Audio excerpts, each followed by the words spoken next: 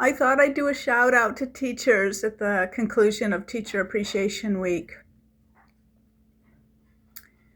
The teacher that canceled her meeting with me yesterday, twice I typed, "You are enough," in big letters. Because sometimes we're just, pushed to the nth degree and we can't make sense of it anymore, and we want to leave, and we want to point fingers, and then we tend to crumble.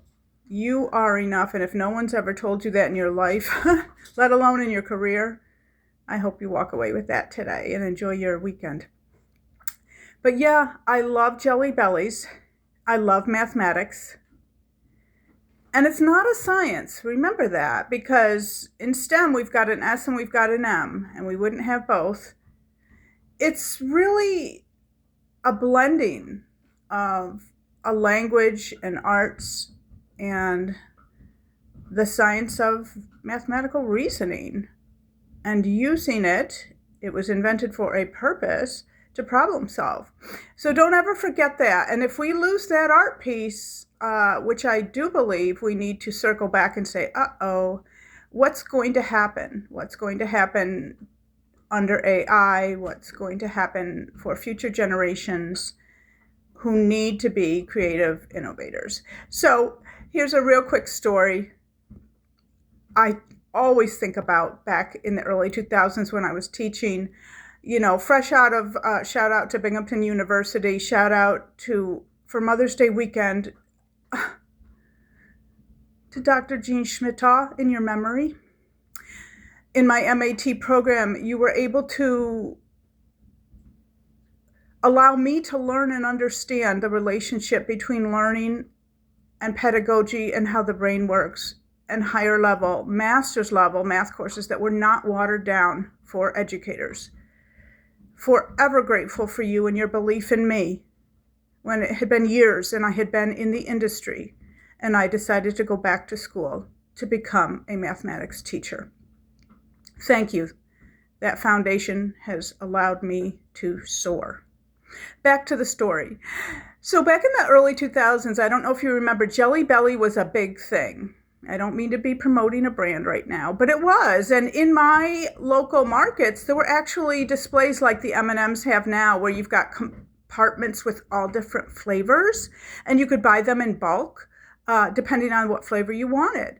And as many of us in mathematics know, ratios, proportions, percents, that proportional reasoning and equivalences at the middle school level is critical.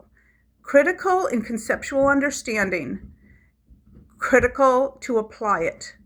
And so I was thinking of a way I could do that. And I had read teachers back in the day used to share for free. You didn't have to pay for somebody else's ideas. We shared because we were in it for the right reasons. We were in it to educate and grow the minds of young people. That's all. That's all we chose our profession for, truly. Because like me, I was in accounting. Hi, Ezra Cornell. Shout out to you. I was working in the markets in Ithaca, New York. So don't talk to me about big business. Back to the story.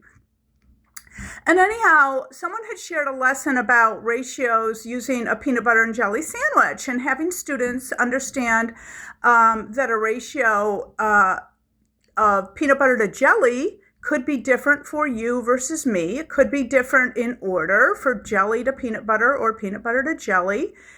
You see where I'm going with this. And I thought that's brilliant, because even if we have a degree, even if we have a PhD and want to argue with me, mathematics is not just about science.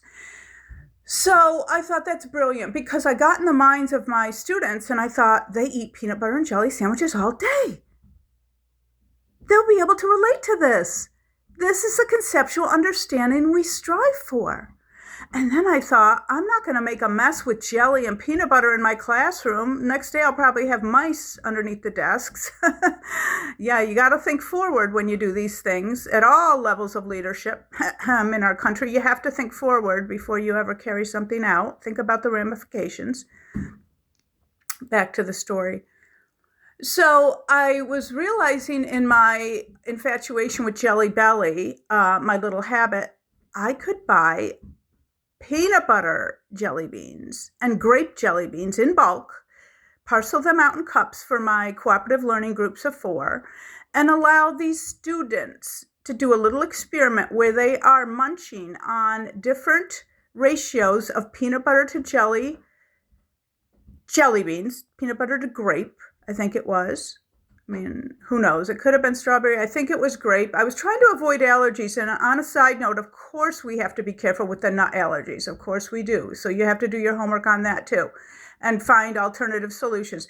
And I almost think I did. I'm trying to think if I had backups, like if I had fruit combos and if there were nut allergies, you could do the experiment. It just wouldn't be peanut butter to jelly. You know what I mean? So you could even do that from the get-go and just avoid the whole nut allergy thing altogether. But anyhow, get this.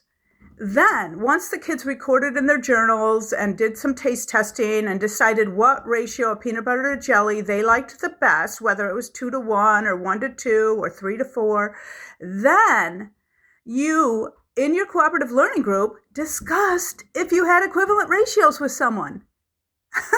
And then you got up and you circulated the room and you found someone else with an equivalent ratio. And remember, right? 2-to-1 is really the same as what?